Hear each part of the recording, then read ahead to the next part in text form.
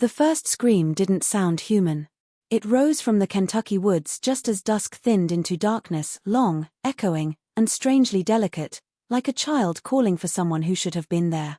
I had heard countless sounds in these mountains while researching forgotten cases, but this one didn't drift like an animal cry. It pulled, the way a voice does when it knows your name, even if you've never met it before. I stood at the edge of the overgrown trail, shivering despite the warm night, staring at the rotted cabin ahead.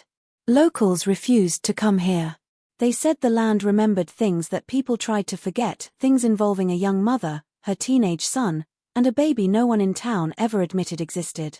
According to the sealed file I wasn't supposed to read, deputies once found a woman's footprints circling this cabin over and over, as though she'd been chasing something small that darted just ahead of her reach. Then the footprints stopped. So did the family.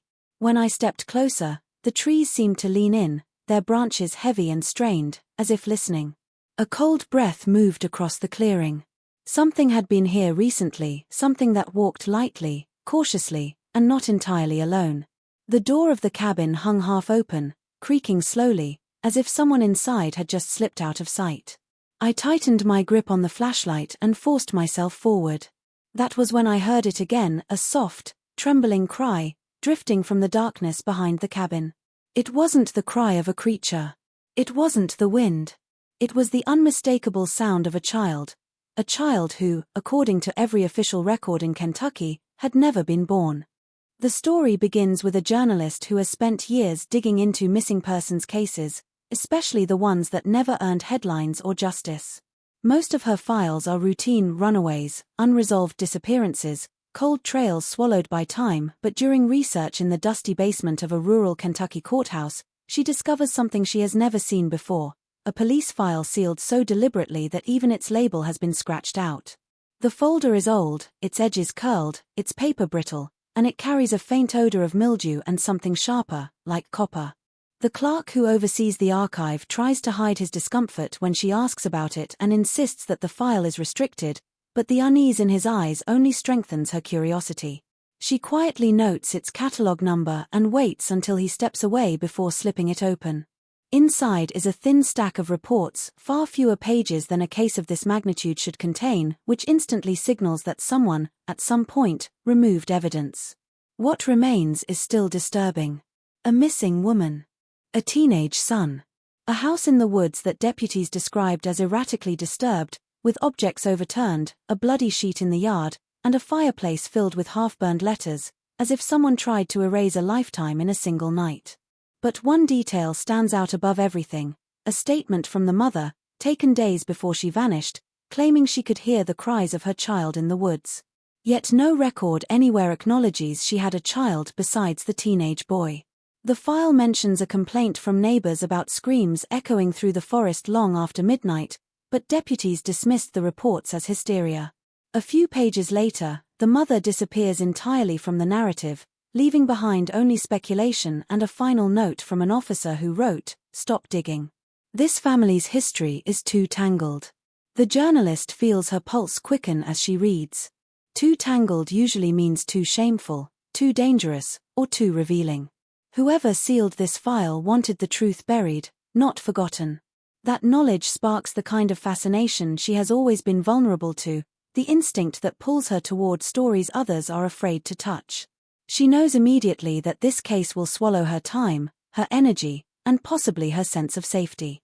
Still, she copies every detail, every name, every location onto her notepad, unaware of how deep this secret runs or how many people once risked everything to keep it hidden, and as she steps out of the courthouse with the notes tucked under her arm, the wind outside seems to drag through the trees with a strange, lingering cry that feels almost like a warning. The file's most unsettling detail is the mother's final statement, recorded only days before she vanished, in which she insisted she could hear her child crying deep within the woods. The journalist studies the document again and again, trying to understand how such a claim could have been dismissed so casually. The mother had no infant registered, no hospital record, no adoption paperwork, nothing to suggest a second child ever existed. Yet in her statement, she repeats the same phrase several times, describing the sound as faint, distant, and unmistakably human. She told deputies she would wake in the middle of the night to a soft wail drifting through the trees, and each time she stepped outside, the cry would seem to move, luring her farther from the cabin as though someone or something knew she was listening. The deputies wrote in the margin that she appeared sleep-deprived, distressed, and possibly delusional, but the journalist senses there is more beneath those lines. People suffering from hallucinations usually describe chaotic, shifting sounds, but the mother's account is specific, steady, and painfully maternal. She claimed she recognized the cry because it sounded like her child had sounded years earlier, as if time had looped back on itself and placed an old memory into the present. What troubles the journalist even more is the lack of follow-up. The deputy who took the statement did not return for a wellness check. No social services were notified. No family members were contacted. It is as if the report was intentionally left to rot in silence. The journalist imagines the scene, a woman standing barefoot on her porch, clutching a blanket to her chest, trembling as the sound of a child's cry drifts between the trees. She imagines the neighbors, living far enough away to avoid involvement but close enough to hear something strange and choose to ignore it. Rural towns have long memories and guarded secrets. Sometimes ignoring a cry is easier than asking who it belongs to. The more she thinks about it, the clearer it becomes that the mother wasn't believed because no one wanted to believe her. A cry in the woods from a child who officially did not exist would force the town to confront questions they had no desire to answer. So the mother's words were written down, dismissed, and sealed away. But as the journalist closes the file and looks out toward the thick Kentucky tree line beyond the courthouse parking lot, she feels a chill run up her back. The woods seem impossibly still, holding their breath, as if waiting for someone to finally listen to the sound that everyone else pretended not to hear.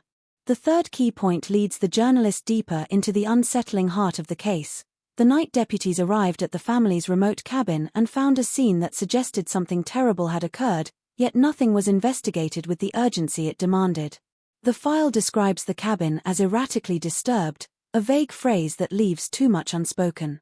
As the journalist imagines the scene, she sees the deputies approaching a home swallowed by dense Kentucky forest, its porch light flickering, its door half open as if someone had left in a hurry or had been pulled out. Inside, furniture was overturned, dishes shattered across the floor, and a trail of muddy footprints circled the living room in tight, frantic loops, as if someone had been pacing or searching for something they had already lost. The deputies noted streaks of blood on the wooden porch railing, thin and smeared, suggesting someone had gripped it while injured. In the yard, buried shallow beneath a thin layer of disturbed soil, they found a small baby blanket, damp with dew and stained with something that looked like old rust. It was this detail that made the journalist pause the first time she read it. Someone had taken the time to bury a blanket as though trying to hide evidence of a child's presence, yet the burial was careless, almost desperate. Inside the fireplace, deputies discovered half-burned letters, corners curled black from flame. The pieces that survived mentioned fear, apologies, and something about keeping them apart, though no full sentences remained intact. The letters were unsigned, making it impossible to know who wrote them or who they were meant for. The file states that the teenage son was nowhere to be found, and his room looked strangely untouched, except for the closet door hanging open and a single shoe lying in the hallway. The mother was missing as well, though her purse, keys, and shoes remained beside the kitchen table, as if she had left barefoot and unprepared. But what unsettles the journalist most is not what the deputies found, it is what they didn't do. There was no search party organized, no dogs brought in to track the scent, no statewide alert issued. The report simply concludes with the statement that both individuals appear to have left voluntarily, even though nothing about the scene supports that idea. It feels to the journalist as though the deputies had been instructed not to look too closely, not to ask why there was blood or why a buried blanket lay behind the cabin. The silence surrounding the investigation feels deliberate, and as she reads the final lined case suspended pending new evidence, she feels the weight of a truth no one dared to record, a truth the woods still hold quietly just beyond the reach of the last flashlight beam that ever searched there. The fourth key point emerges when the journalist begins seeking out the few people still alive who remember the family, traveling down narrow dirt roads that wind through dense Kentucky forests, where sunlight barely reaches the ground. She finds herself at the doorstep of an elderly neighbor, a woman who has lived her entire life within shouting distance of the abandoned cabin.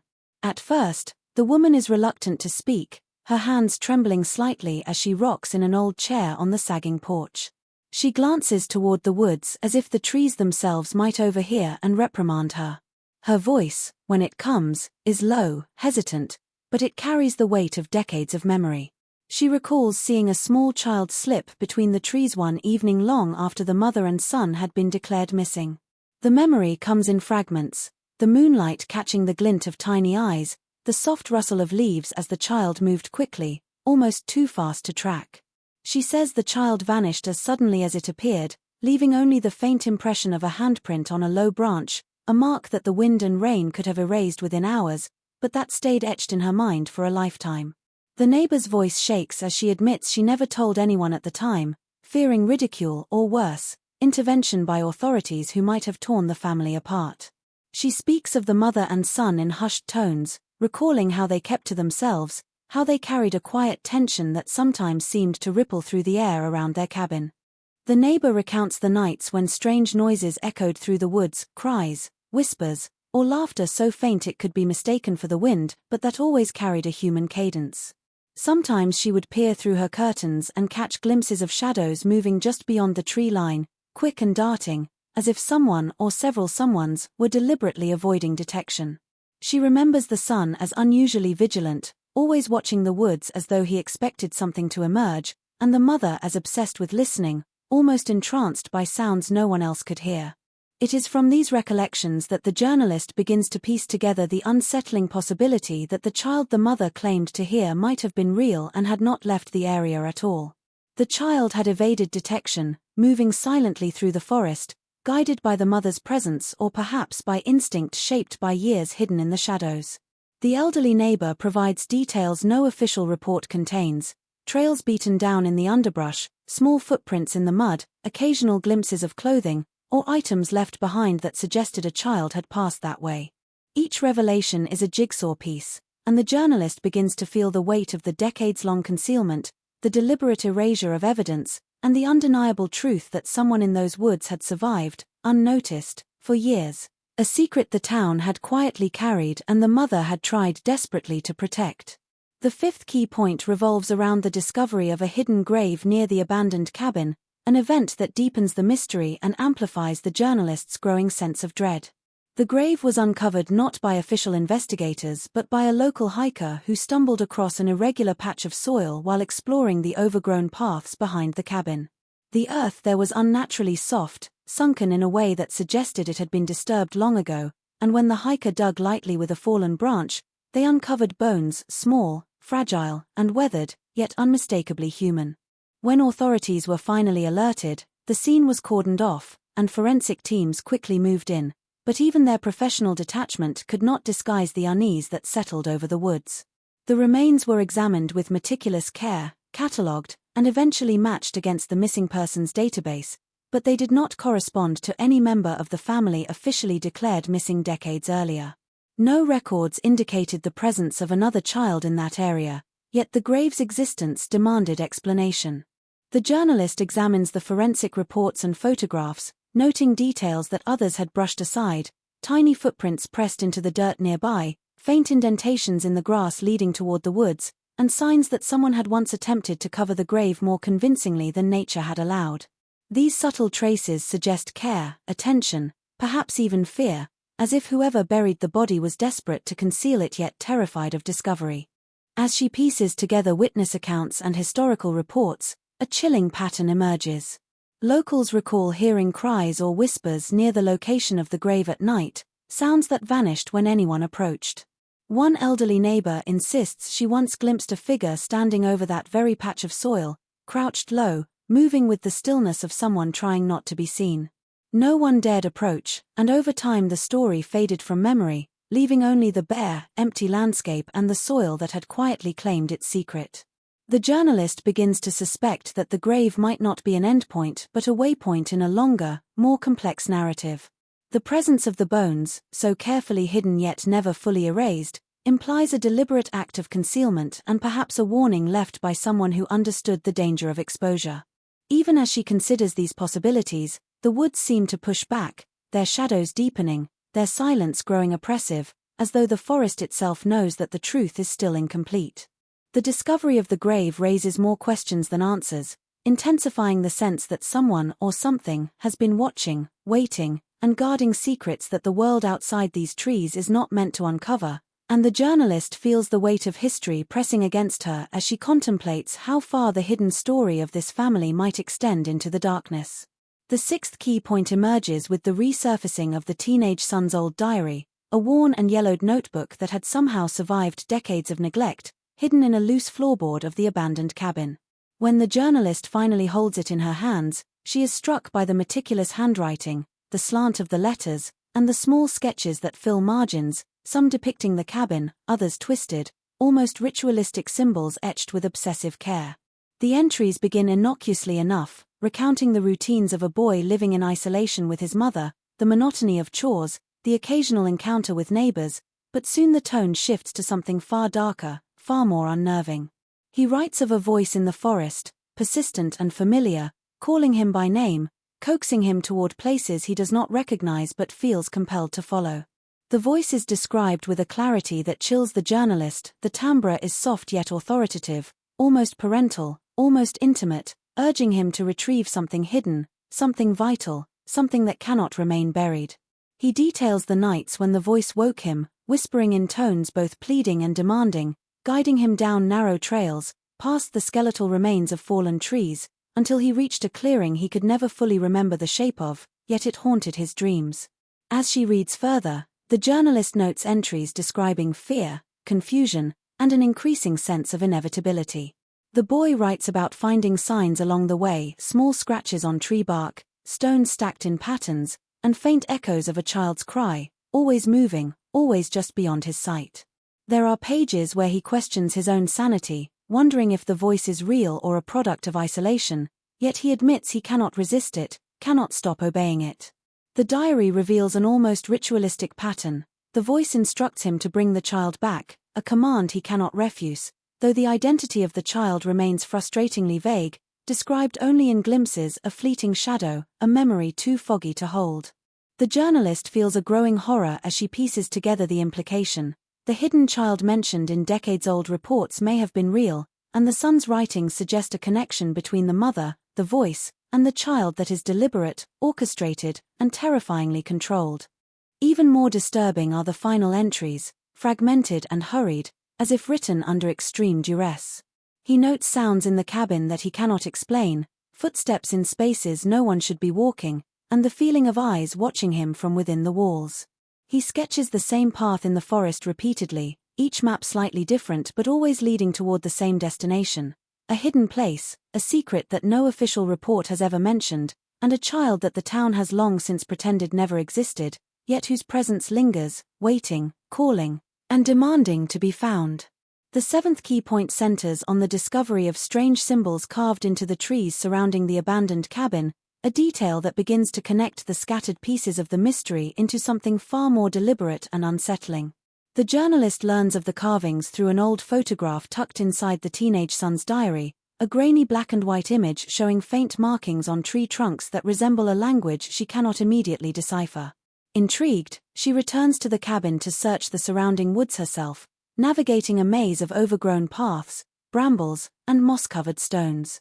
As she walks, she begins to notice patterns in the trees, small, repeated notches, triangles, and spirals etched into the bark at varying heights, some just above the forest floor, others high enough to require a stretch to reach.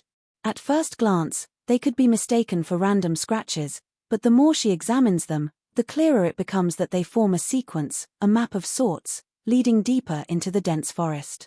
The markings are deliberate, precise, and oddly ritualistic, as if someone had spent years maintaining them, ensuring they remained visible to those who knew how to read them but invisible to the untrained eye. Following the trail, the journalist feels a growing unease, as if each step takes her closer to a truth that has been intentionally hidden for decades. The forest seems to close around her, the shadows lengthening, branches creaking overhead, leaves whispering secrets only she can hear. The symbols appear more frequently as she advances, guiding her toward a collapsed root cellar partially concealed beneath a tangle of vines and fallen timber. Here, the carvings take on an almost obsessive density, etched in patterns that suggest protection, warning, and direction all at once. She traces one spiral with her fingers, noticing the grooves are worn but deliberate, suggesting someone returned repeatedly to reinforce them. The placement of each mark feels purposeful, not merely decorative. The symbols are a roadmap to a place that has remained hidden, unvisited by authorities, unspoiled by outsiders. The journalist begins to hypothesize that the symbols were left by the teenage son, or possibly by the mother, as a means of communicating across time, of preserving knowledge that the family feared the outside world would never understand.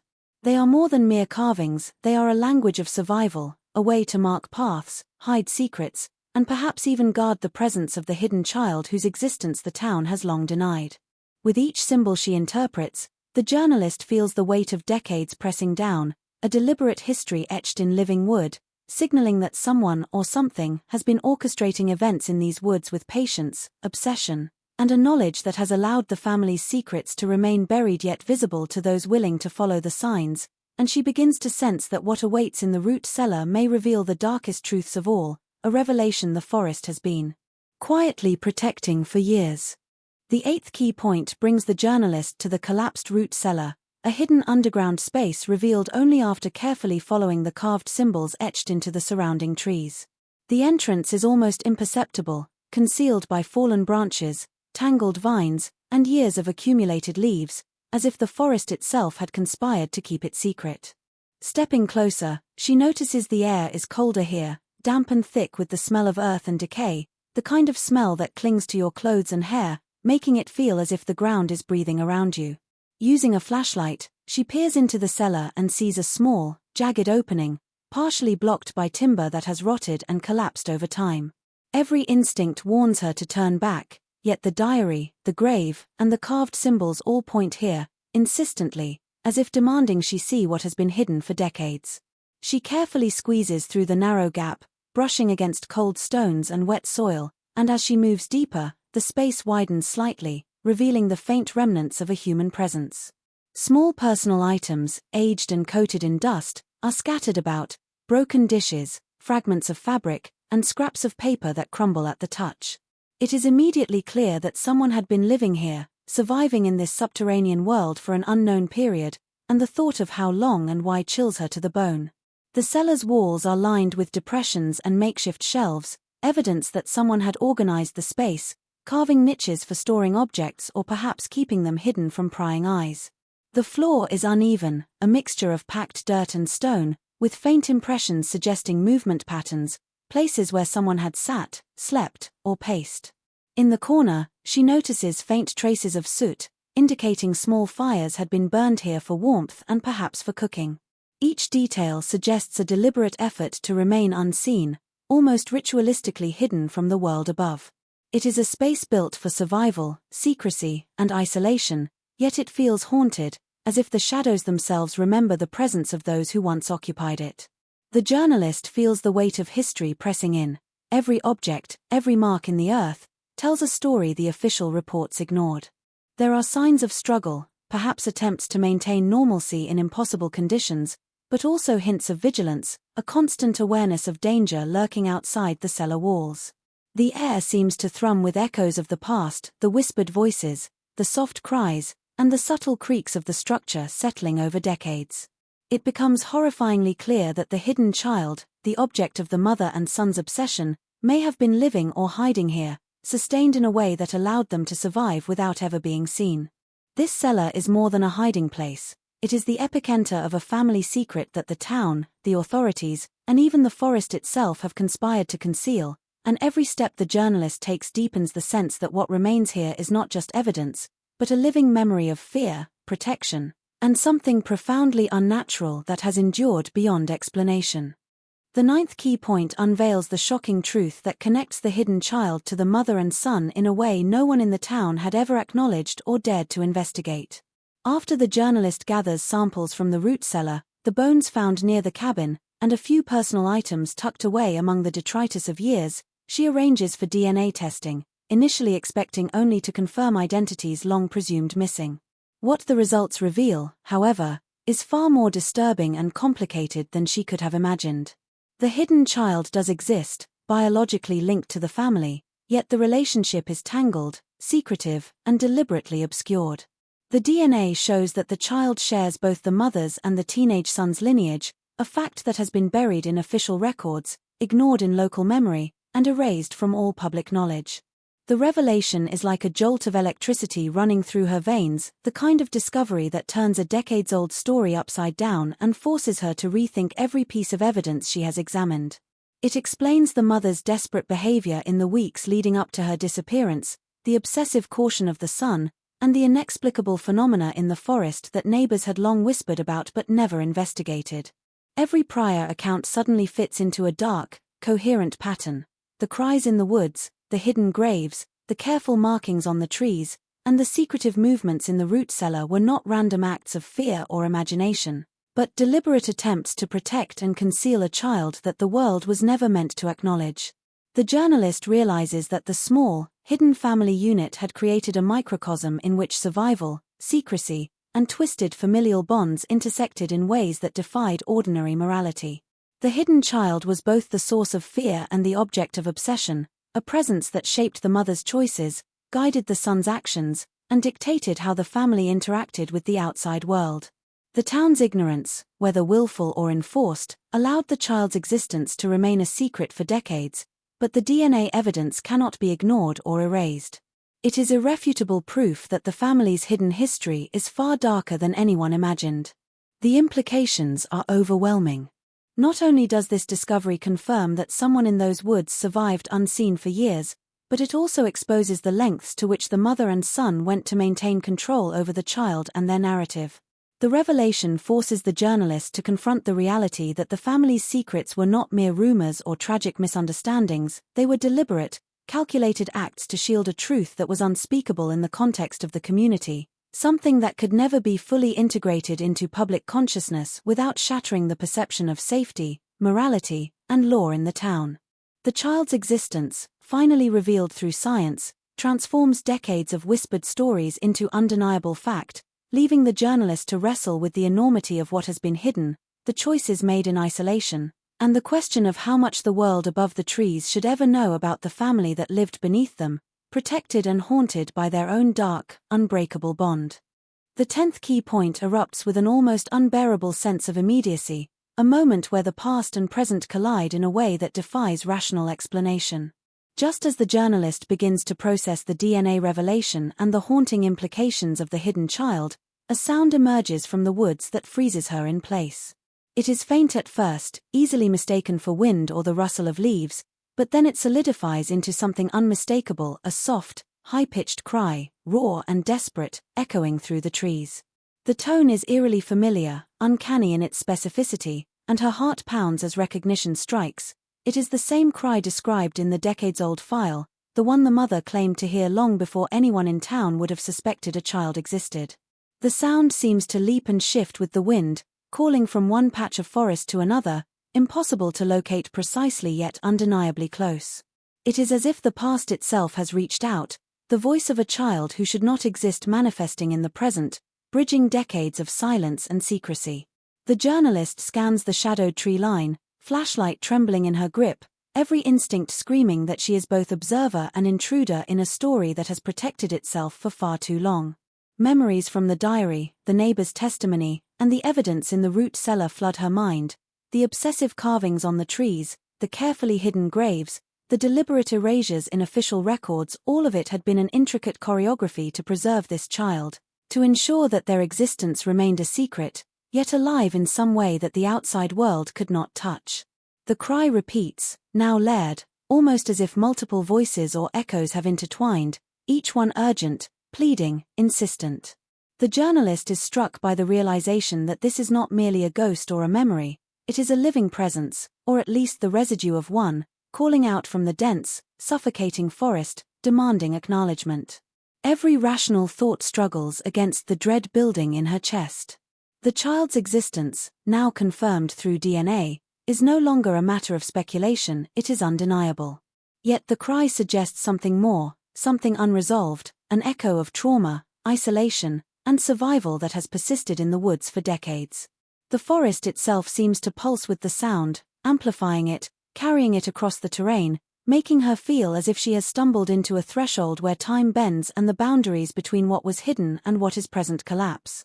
The journalist understands that her arrival has disturbed the careful equilibrium the family created, and that the cry is not just a warning, it is an invitation, a summons, and perhaps a final, terrifying clue that the story she thought she had uncovered is only just beginning, and that the woods still hold secrets no human hand has yet fully unearthed. The 10th key point erupts with an almost unbearable sense of immediacy, a moment where the past and present collide in a way that defies rational explanation. Just as the journalist begins to process the DNA revelation and the haunting implications of the hidden child, a sound emerges from the woods that freezes her in place. It is faint at first, easily mistaken for wind or the rustle of leaves, but then it solidifies into something unmistakable, a soft, high-pitched cry, raw and desperate, echoing through the trees.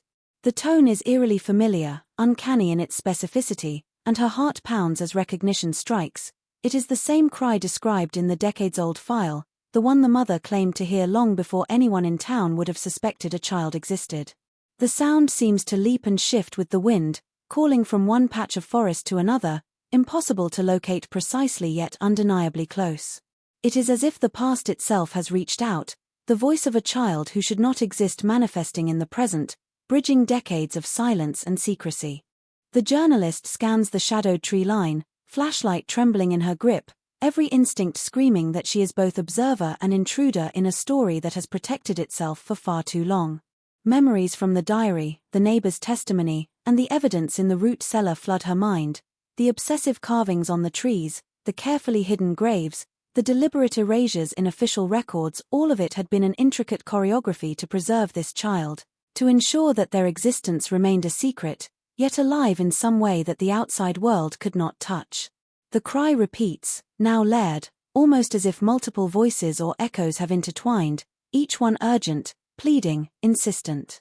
The journalist is struck by the realization that this is not merely a ghost or a memory, it is a living presence, or at least the residue of one, calling out from the dense, suffocating forest, demanding acknowledgement. Every rational thought struggles against the dread building in her chest. The child's existence, now confirmed through DNA, is no longer a matter of speculation, it is undeniable. Yet the cry suggests something more, something unresolved, an echo of trauma, isolation, and survival that has persisted in the woods for decades. The forest itself seems to pulse with the sound, amplifying it, carrying it across the terrain, making her feel as if she has stumbled into a threshold where time bends and the boundaries between what was hidden and what is present collapse. The journalist understands that her arrival has disturbed the careful equilibrium the family created, and that the cry is not just a warning, it is an invitation, a summons, and perhaps a final, terrifying clue that the story she thought she had uncovered is only just beginning, and that the woods still hold secrets no human hand has yet fully unearthed.